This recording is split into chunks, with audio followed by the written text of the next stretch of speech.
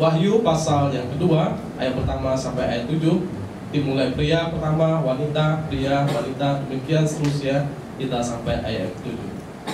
Kepada jemaat di Efesus, 1, 2, 3. Tuliskanlah kepada malaikat jemaat di Efesus, inilah firman dari Dia yang memegang ketujuh bintang itu di tangan kanannya dan berjalan di antara ketujuh kaki dian emas itu. Tahu segala pekerjaanmu, baik jerih payahmu maupun ketekunanmu.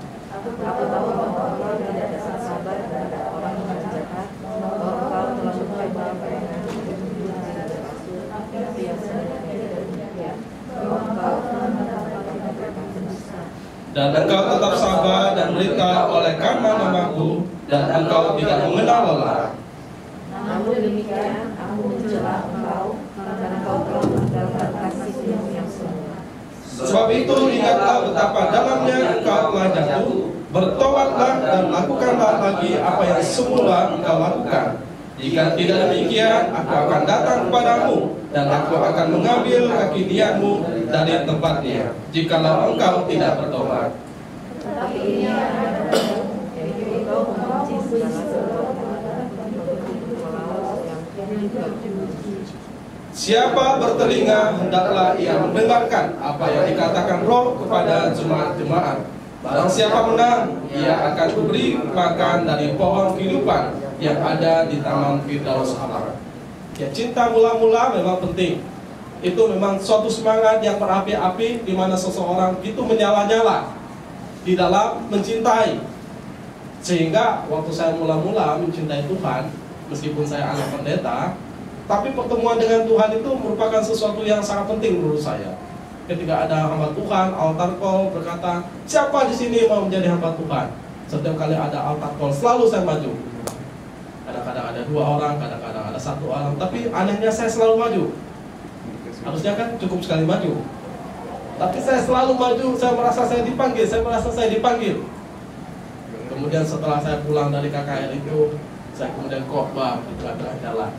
Nah, di Kalimantan itu kan enak ya, kalau kita khotbah sendiri di tengah jalan, nggak orang tahu tentang kita. Jadi saya berkata bahwa semua kita harus bertobat.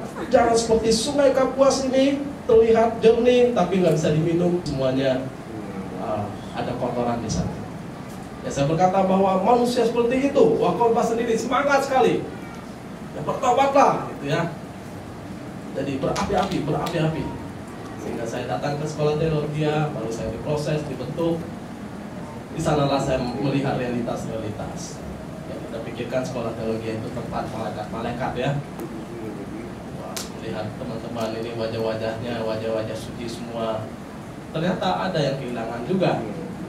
Bukan hanya kehilangan buku-buku, bukan hanya kehilangan uang, tapi kadang-kadang makanan-makanan yang masih di piring kita bisa hilang. Itu memang realitas. Ternyata bukan hanya cerita-cerita ya, saya mengalami juga. Nah, kadang-kadang ada keributan, masalah makanan, masalah ini, masalah minum, masalah mandi dan sebagainya. Itu realitas. Kemudian saya berhadapan lagi dengan dosen-dosen saya, kita pikir dosen itu orang-orang baik semua, ternyata enggak juga. Nah, di situ kita belajar bahwa ternyata ya kita sedang diproses. Kita berhadapan dengan realitas, disitulah kita tahu kita dipanggil atau tidak. Waktu dulu saya bertanya, Tuhan, kalau Tuhan panggil saya, kenapa Tuhan hadapkan dengan hal seperti ini? Harusnya kan lancar kan? Saya anak pendeta, saya terpanggil menjadi hamba Tuhan, ya harusnya Tuhan pimpin nyaman, lancar. Ya ternyata tidak seperti itu. Ada suatu proses yang Tuhan memang izinkan terjadi secara pribadi pada diri saya. Tapi dalam bagian ini kita perhatikan bahwa jemaat Efesus memang jemaat yang luar biasa. Mereka adalah orang-orang yang benar-benar mempunyai kekuatan di dalam iman. Bahkan mereka adalah orang-orang yang bersemangat di dalam Tuhan. Mereka adalah orang-orang yang sangat bertekun di dalam Tuhan. Sehingga di dalam ayat yang kedua, aku tahu segala pekerjaanmu, jerih payahmu, maupun ketekunanmu. Aku tahu bahwa engkau tidak dapat sabar terhadap orang jahat, pengajar-pengajar sesat, bahwa engkau telah mencobai mereka yang menyebut dirinya rasul. Tetapi yang sebenarnya tidak demikian, bahwa engkau telah mendapati mereka sebagai pendusta. Dan engkau tetap sabar dan menderita oleh karena namaku, dan engkau tidak mengenal lelah. Ini menarik bahwa kualifikasi jemaat Efesus itu luar biasa. Dapat digambarkan oleh Rasul Yohanes bahwa mereka ini sebetulnya jemaat-jemaat yang handal, jemaat-jemaat yang tangguh di dalam Tuhan. Kalau ditanya bagaimana pekerjaan mereka, luar biasa jerih payah mereka.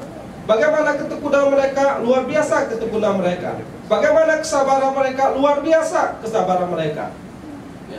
Bagaimana ketika ada penjahat-penjahat, dalam tanda kutip karena ini lebih kepada penjahat-penjahat nabi palsu.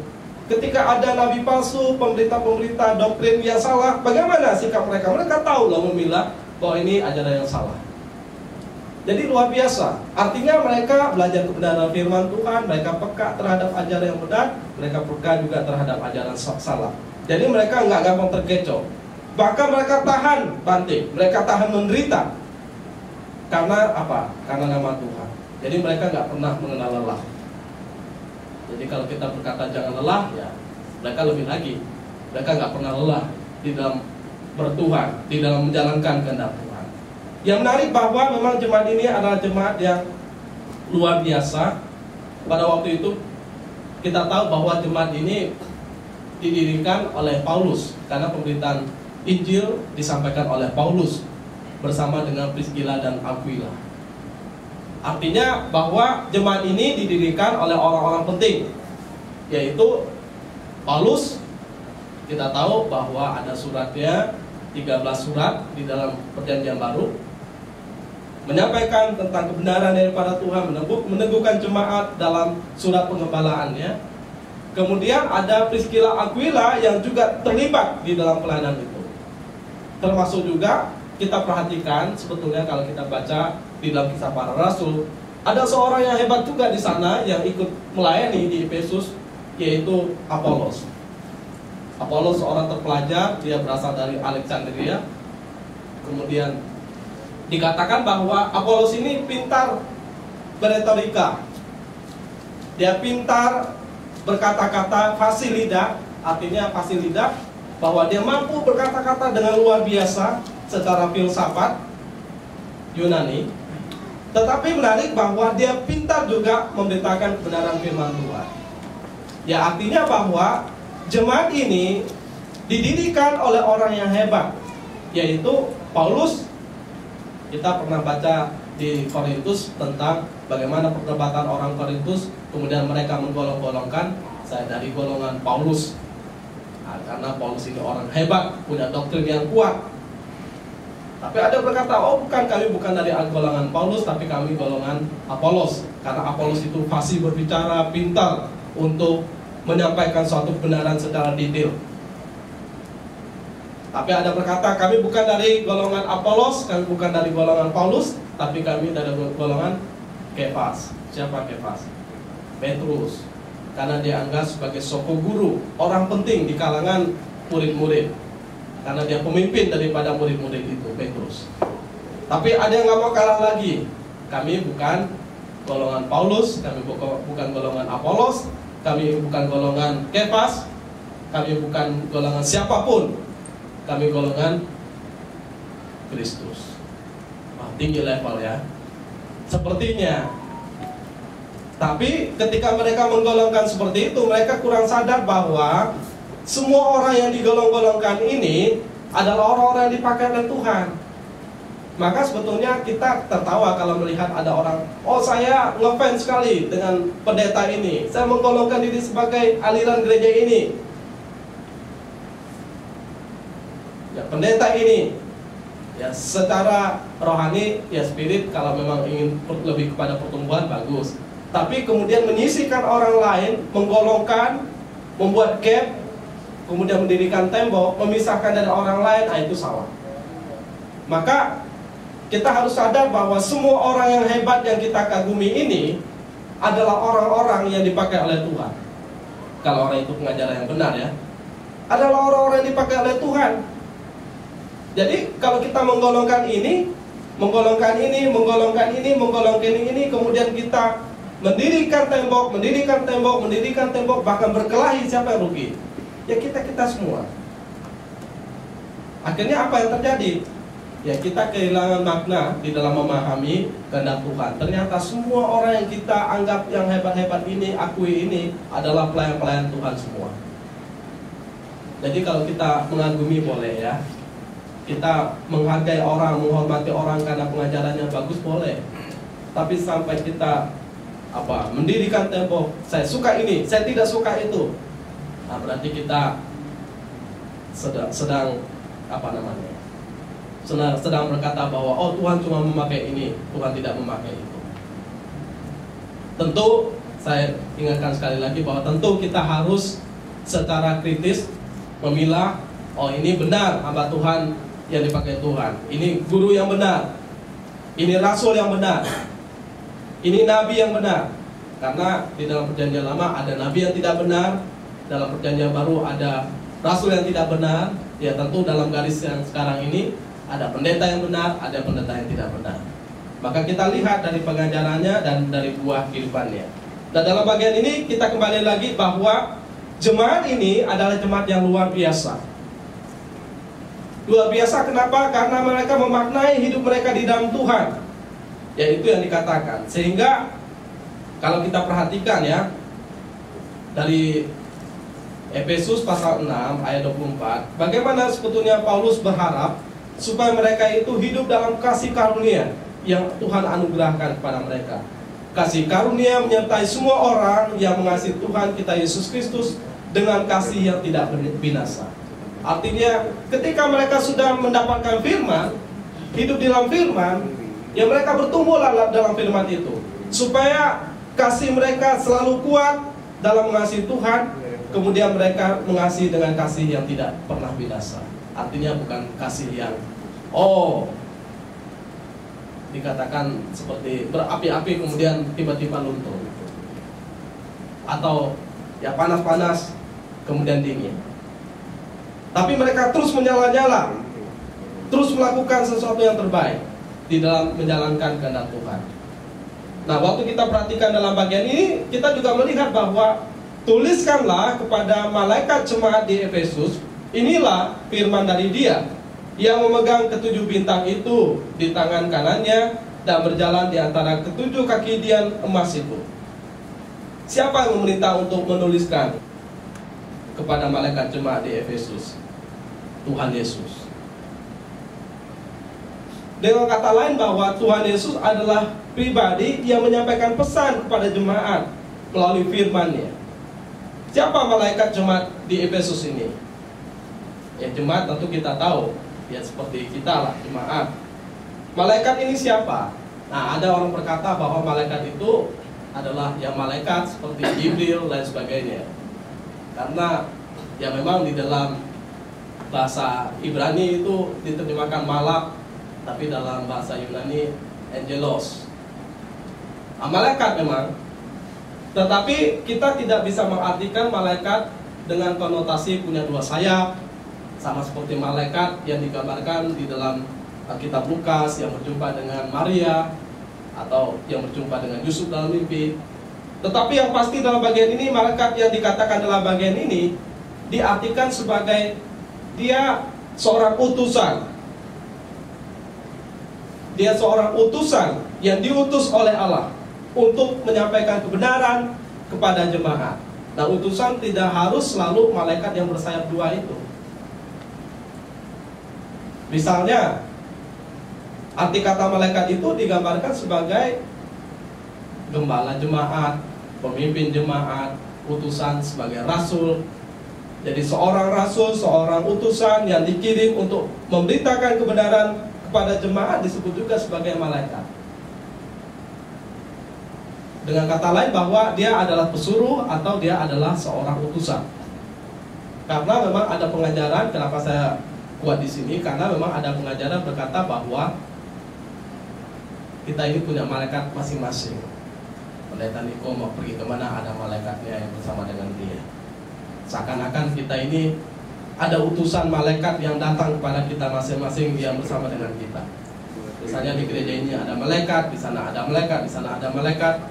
Seakan-akan malaikat ini menjadi sesuatu pribadi yang luar biasa dikagumi. Satu hari saya melayani di salah satu gereja, dia katakan, Bapak pendeta ada malaikat loh yang bersama dengan Bapak pendeta. Tahu nggak Bapak pendeta nama malaikatnya? Dia sebutkan namanya di luar Alkitab semua. Nggak ada Jibril, nggak ada siapa. Jadi seakan-akan orang itu memang punya malaikat masing-masing. Jadi pengertian dia ya, selain daripada Allah Bapa, Putra, Roh Kudus, ya ada malaikat yang berserta dengan kita dimanapun. Ya saya meyakinilah bahwa kalau Tuhan mau, ya gampanglah Tuhan sediakan malaikat. Tapi itu bukan suatu pengajaran yang alkitabiah. Yang pasti bahwa malaikat di sini adalah seorang pesuruh, seorang utusan yang dipakai oleh Tuhan, terutama menjadi gembala untuk mengembalakan jemaat di Efesus. Kemudian inilah firman dari dia. Artinya firman itu dari Tuhan Yesus yang memegang ketujuh bintang itu di tangan kanannya. Ketujuh bintang ini siapa?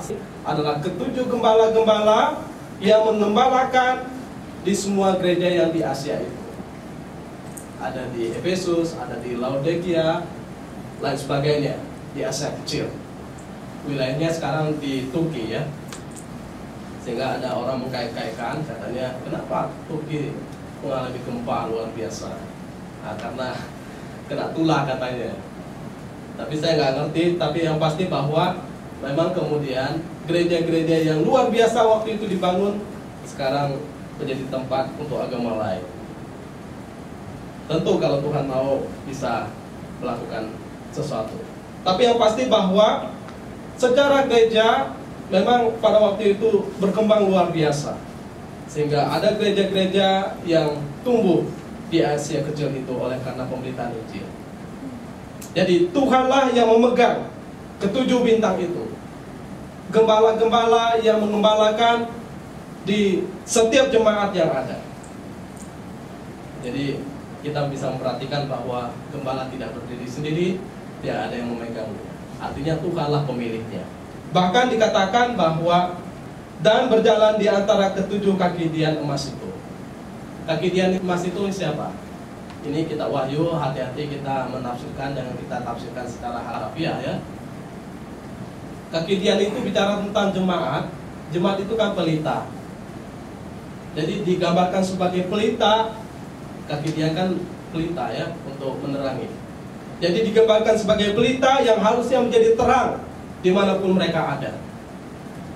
7 tentu angka yang sempurna, tapi yang pasti bahwa dalam bagian ini kita memperhatikan bahwa Tuhan berjalan, menyertai, bersama, bahwa Tuhan selalu ada di sekitar orang-orang yang percaya.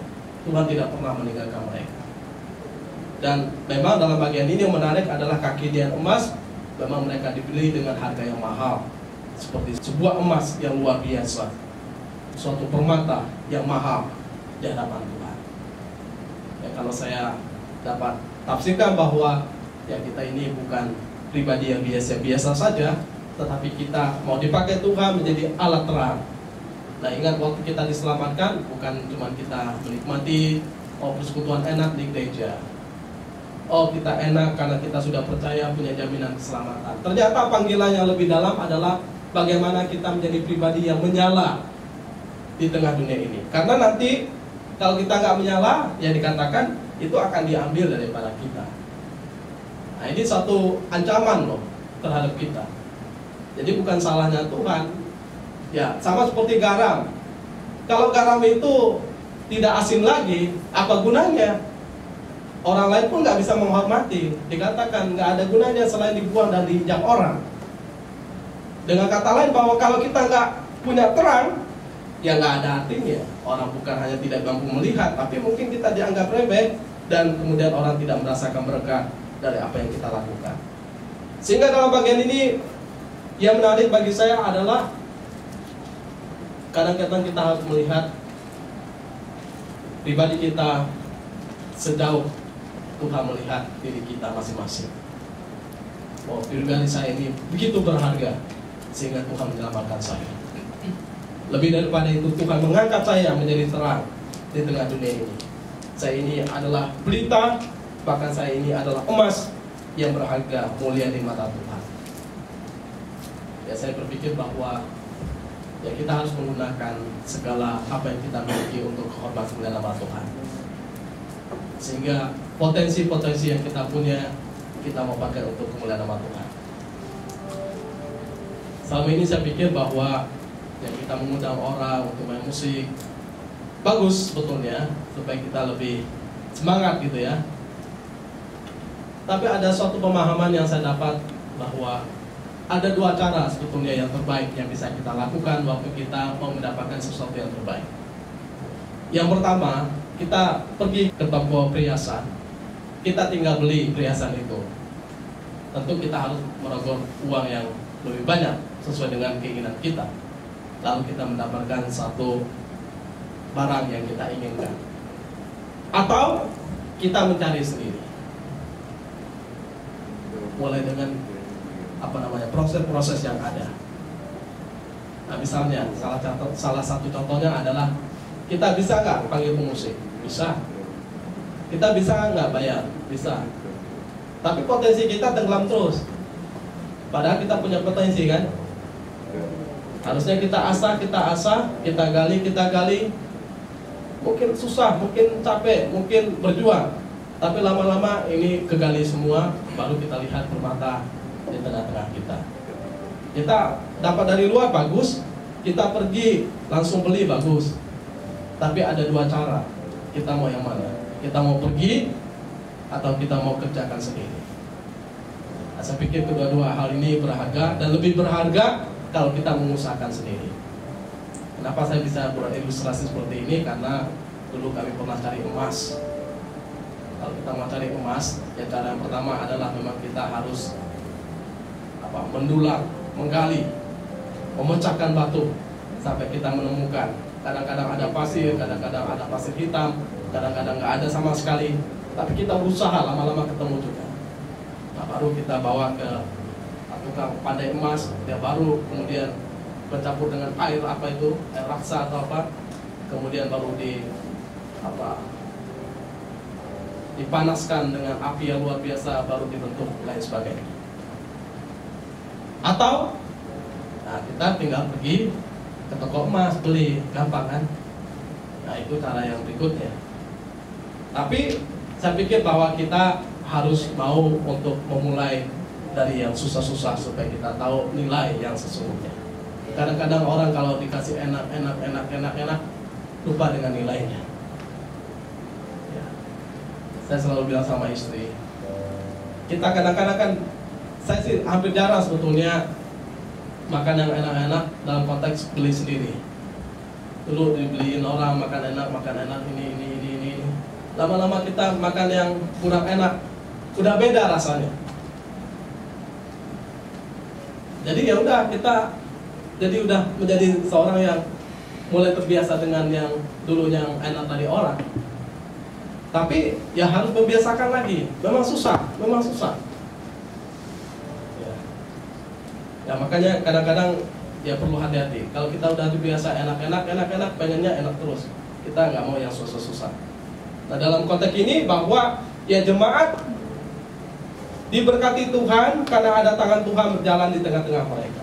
Yang menarik bahwa jemaat itu dikatakan jemaat itu adalah jemaat yang luar biasa, tetapi mereka meninggalkan kasih yang mula-mula. Kenapa dikatakan kasih yang mula-mula? Karena dalam bagian ini dikatakan bahwa ya memang aku tahu segala pekerjaanmu, jerih payahmu maupun ketekunanmu. Aku tahu bahwa engkau tidak dapat sabar terhadap orang-orang jahat, bahwa engkau telah mencobai mereka yang menyebut dirinya rasul, tetapi yang sebenarnya tidak demikian, bahwa engkau telah mendapati mereka pendusta, dan engkau tetap sabar dan menderita oleh karena namaku, dan engkau tidak mengenal lelah. Ya. Bahkan namun demikian dikatakan, aku mencela engkau karena engkau telah meninggalkan kasihmu yang mula-mula.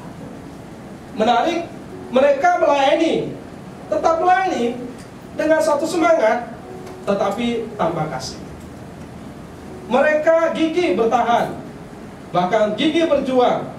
Mereka gigih di dalam menguji guru-guru palsu itu. Tetapi bedanya adalah sekarang tanpa kasih. Mereka gigih dalam beribadah, mereka gigih dalam memberi persembahan, mereka gigih dalam mempelajari doktrin, memahami doktrin yang luar biasa, yang mungkin termasuk doktrin reform ya. Tetapi mereka tidak punya kasih. Yang lain ini nggak ada salahnya. Mereka giat, rajin, sabar, tekun, lain sebagainya, nggak ada salahnya. Tetapi kemudian yang salah adalah mereka meninggalkan kasih yang semula-mula itu.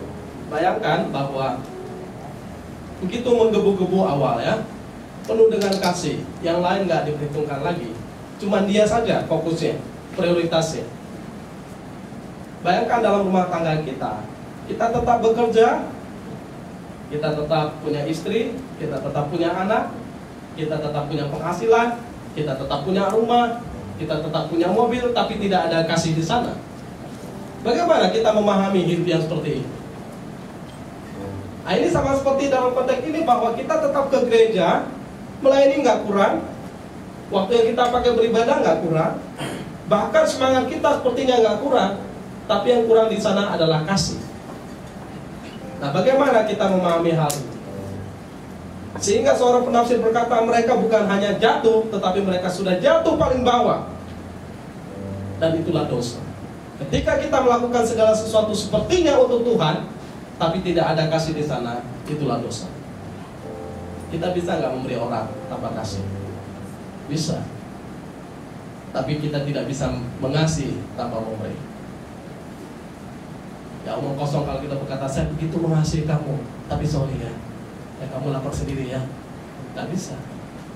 Kalau kita berkata kita mengasihi, pasti ada sesuatu yang kita kerjakan. Setidaknya semampu kita. Mungkin nggak luar biasa, tapi ada orang memang, ya ini buktinya bahwa jemaat ini, mereka bisa sepertinya antusias dalam Tuhan, oh luar biasa dalam doktrin. Ya saya tidak anti dengan orang punya doktrin yang bagus, malah bagus ya. Malah orang yang luar biasa berdebat sana sini, ini bagus sekali. Apalagi bicara tentang apologi 3, bagus sekali. Kita mempunyai murid, bagus sekali. Kita mempunyai pelayanan yang besar, bagus sekali. Tapi kalau tidak ada kasih di sana, semuanya nol. Kalau tidak ada kasih di sana, mau kita pagi-pagi datang ke gereja, pulang malam-malam, semuanya nol. Maka kembalilah kepada kasih yang semula itu. Dan ini juga mengingatkan pada saya, supaya kita belajar bahwa ternyata, kenapa saya tadi sebut bahwa jemaat ini jemaat yang dilayani oleh orang-orang yang hebat, tapi ternyata jatuh juga. Kita kemungkinan juga bisa jatuh seperti itu kalau kita tidak bersandar kepada Tuhan. Nah maka dalam bagian ini, ketika kita menyadari bahwa anugerah Tuhan limpah bagi kehidupan kita, bukan berarti ya kita sembarangan dalam hidup kita. Bukan berarti kita melepaskan kasih-Nya daripada kehidupan kita. Ingat, Tuhan selalu berjalan di tengah-tengah jemaat-Nya. Sepertinya Tuhan nggak kelihatan kan di tempat ini kan? Tetapi Tuhan selalu berjalan di tengah-tengah kita, mengawasi kita, memimpin kita, menolong kita, bahkan memberikan hardik pada kita ketika kita melakukan hal-hal yang tidak berkenan kepadanya. Bahkan dikatakan dalam bagian ini, mereka itu adalah orang-orang yang luar biasa di dalam pemahaman, sampai-sampai mereka begitu benci kepada pengikut-pengikut Nikolaus. Ya memang Tuhan juga benci. Kenapa? Karena mereka tidak mempercayai tentang kebangkitan. Jadi mereka tidak percaya adanya sorga. Jadi pengikut-pengikut Nikolaus ini adalah orang-orang pengajar-pengajar sesat. Tapi yang pasti, meskipun kita handal sampai demikian ya, kita ketat belajar Alkitab dari Kejadian sampai Wahyu, kita ketat berdoa dari pagi sampai malam, kita ketat bekerja, semuanya fokus untuk Tuhan, tapi tanpa ada kasih di sana, semuanya nanti. Itu saya katakan tadi, kalau kita dalam keluarga, semuanya ada, bakal limpah semuanya. Kita masih punya hubungan suami istri, nggak pisah ranjang, kan ada yang katanya ada yang sudah pisah ranjang, tapi masih satu atap, nggak pisah harta, semuanya masih sama kan? tapi tanpa ada kasih di sana, ternyata nol di hadapan Tuhan. Makanya kasih adalah suatu pengikat yang besar. Tapi bukan kasih-kasih yang ditebarkan oleh dunia ini ya. Jadi kasih kita adalah tentu kepada satu kasih yang besar, yaitu kasih agape. Karena ada kasih agape, kasih eros, philia, storge. Tapi kasih agape ini adalah kasih Allah yang tidak menuntut, kasih yang bertanggung jawab, kasih yang dicurahkan sepenuhnya secara totalitas, bahkan kasih yang terarah pada Tuhan dan sesama. Dan memang dalam bagian ini kita memperhatikan, jelaslah mereka dicela oleh Tuhan. Mereka tidak punya kasih. Nah, ini menjadi peringatan bagi kita. Ingat, meskipun kita melayani dengan sungguh, kita sudah memberikan suatu persembahan, kita sudah melayani Tuhan dengan luar biasa, doktrin kita bagus, kita hebat, ya, sebagai WL, sebagai singer, sebagai pemusik, sebagai pengkhotbah, kita hebat dalam semua lini kehidupan. Tapi tanpa kasih, kita nanti di hadapan Tuhan. Karena apa? Karena memang itu yang dikatakan oleh Alkitab, bahwa apapun juga yang dilakukan tanpa kasih, itu kosong adanya. Mari kita perhatikan dari 1 Korintus 13 ayat 1 sampai 3. 1 Korintus 13 ayat 1 sampai 3. Di sana dikatakan, sekalipun aku dapat berkata-kata dengan semua bahasa manusia dan bahasa malaikat, tetapi jika aku tidak mempunyai kasih, aku sama dengan gong yang berkumandang dan canang yang gemerincing. Sekalipun aku mempunyai karunia untuk bernubuat, dan aku mengetahui segala rahasia dan memiliki seluruh pengetahuan, dan sekalipun aku memiliki iman yang sempurna, bahkan bisa memindahkan gunung, tapi jika aku tidak mempunyai kasih, aku sama sekali tidak berguna. Dan sekalipun aku membagi-bagikan segala sesuatu yang ada padaku, bahkan menyerahkan tubuhku untuk dibakar, tetapi jika aku tidak mempunyai kasih, sedikit pun tidak ada faedahnya bagiku. Jadi mau kita berbahasa roh, mau kita berbahasa malaikat, mau kita semua bahasa di dunia ini kita kuasai, kalau satu bahasa nggak kita ngerti, lakukan bahasa kasih, semuanya lagi. Sama dengan gong yang berkumandang, sama dengan canang yang gemerincing, nggak ada apa, nada arti suaranya. Sekalipun aku mempunyai karunia bernubuat, dalam bagian ini nubuat bisa kita terjemahkan berkhotbah, mengetahui semua rahasia. Jadi pintar sekali, dia tahu ini, bijak sekali ya. Dia mengetahui semua seluruh pengetahuan. Sekalipun aku memiliki iman yang sempurna untuk memindahkan gunung, tetapi jika tidak mempunyai kasih, aku sama sekali tidak berguna. Ini sesuatu hal yang luar biasa. Padahal kita pikir orang-orang seperti ini hebat sekali ya. Dia bisa menjabarkan firman, dia luar biasa, dia lakukan ini dan itu, imannya luar biasa. Bahkan dia membagikan segala sesuatu, menyerahkan tubuhnya untuk dibakar. Sepertinya dia seorang pahlawan yang hebat. Tapi kalau tidak mempunyai kasih, tidak ada gunanya. Dalam bagian ini bahwa, taulah kita, ketika kita melakukan segala sesuatu, yang pertama harus dilandasi dengan kasih. Ingat, harus dilandasi dengan kasih. Berikutnya, waktu kita melakukan segala sesuatu, hati kita harus terarah pada Tuhan. Sehingga Alkitab berkata, lakukanlah segala sesuatu seperti untuk Tuhan, bukan untuk manusia. Kenapa? Bukan berarti, oh saya melakukan ini untuk Tuhan ya, bukan untuk kamu. Bukan begitu. Maksudnya adalah, saya melakukan semuanya ini karena saya tahu kebenaran firman Tuhan. Saya lakukan semuanya ini untuk kemuliaan nama Tuhan, meskipun dampaknya bagi sesama saya. Tapi motivasi hati saya selalu pada Tuhan. Sehingga ketika orang tidak menerima apa yang saya lakukan, saya tidak kecewa, saya tidak marah. Saya tahu apa yang saya lakukan ini benar, dan inilah suatu kebenaran. Sehingga perlindungan saya bahwa kita tetap lakukan segala sesuatu. Kadang-kadang memang tidak pas bagi orang lain, kadang-kadang tidak menyenangkan bagi orang lain, yang memang tidak semua bisa menyenangkan orang. Tapi kita lakukan ini kenapa? Ya karena ini kebenaran. Kecuali ini tidak kebenaran, maka kita tidak lakukan. Kalau tidak kebenaran, jangan kita lakukan. Kalau kebenaran kita lakukan, meskipun orang lain tidak menyetujuinya.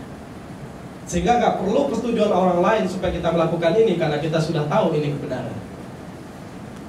Nah, dalam bagian ini kita lakukan semuanya ini seperti untuk Tuhan, bukan untuk manusia. Sehingga kita nggak perlu takut, nggak perlu kecewa, nggak perlu putus asa. Karena kita meyakini apa yang kita kerjakan untuk Tuhan tidak ada yang sia-sia. Sehingga kita perhatikan jemaat yang di Efesus ini,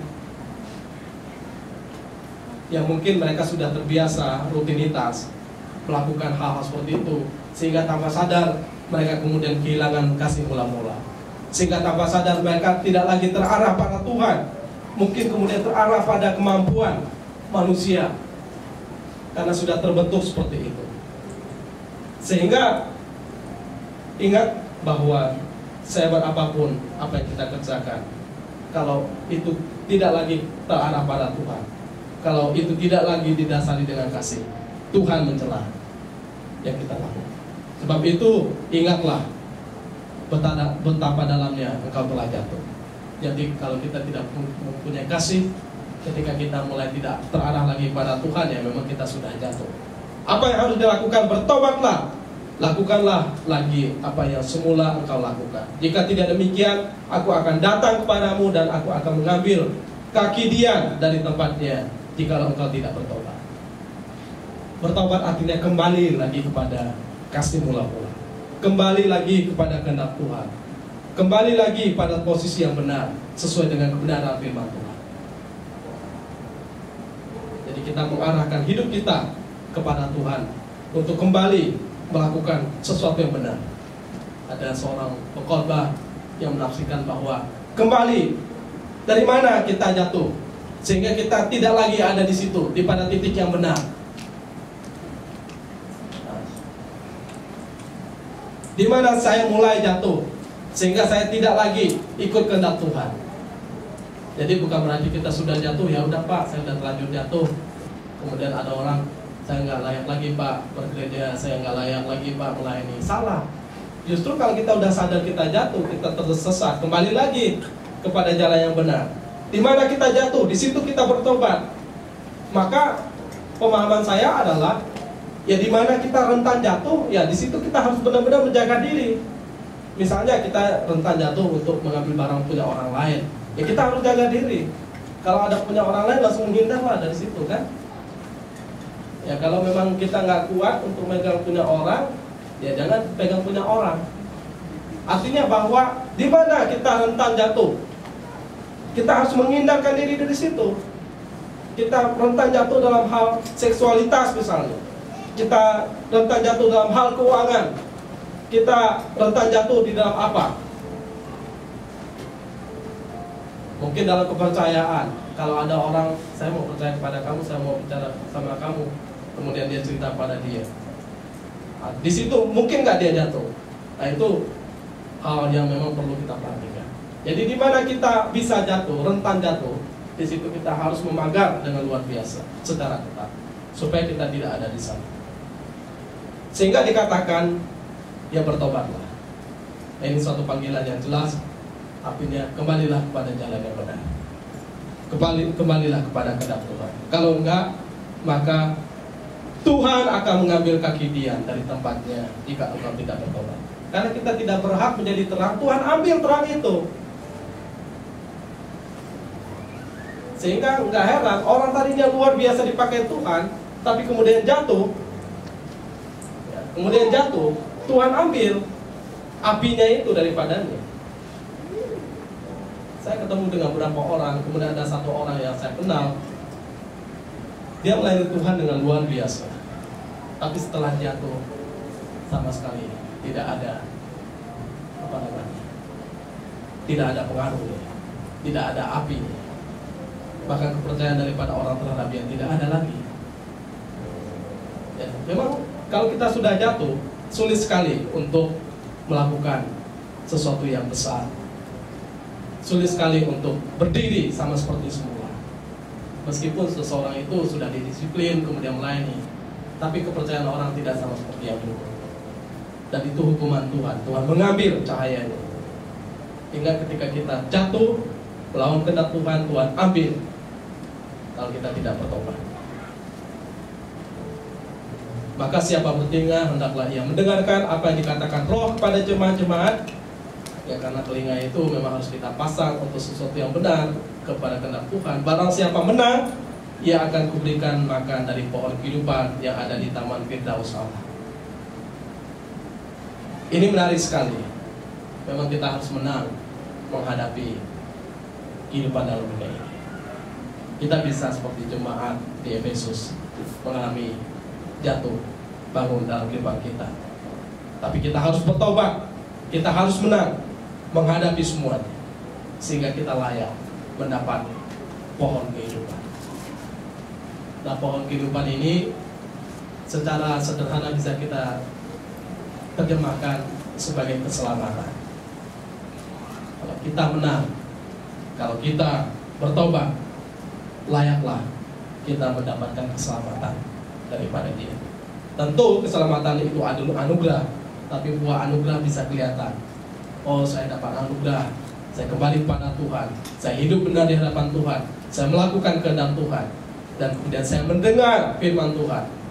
Sehingga dikatakan, siapa bertelinga hendaklah mendengar, lalu diberi makan dari pohon kehidupan yang ada di Taman Firdaus Allah.